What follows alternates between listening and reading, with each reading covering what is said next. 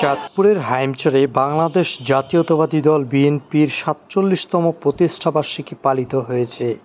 এই উপলক্ষে সোমবার ১ সেপ্টেম্বর সকাল 11:30টায় উপজেলা সদর আলগীবাজারে এক বর্ণাঢ্য র্যালি অনুষ্ঠিত হয়। র্যালিতে প্রধান অতিথি হিসেবে উপস্থিত ছিলেন বাংলাদেশ জাতীয়তাবাদী দল বিএনপির কেন্দ্রীয় কমিটির প্রবাসী কল্যাণ বিষয়ক সম্পাদক ও চাঁদপুর জেলা বিএনপির সভাপতি শেখ ফরিদ আহমেদ মানিক।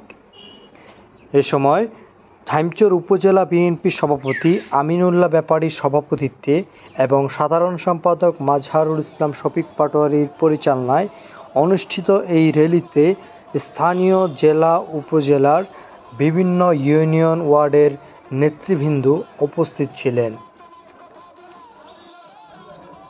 এই বর্ণাঢ্য র্যালিতে হাইমচর উপজেলা বিএনপি, যুবদল, ছাত্রদল, স্বেচ্ছাসেবক দল, ওলামা দল, তাঁতি দল, কৃষক দল, শ্রমিক দল সহ অঙ্গ সহযোগী সংগঠনের ইউনিয়ন ওয়ার্ড থেকে নেতাকর্মীরা মিছিলে অংশগ্রহণ করেন।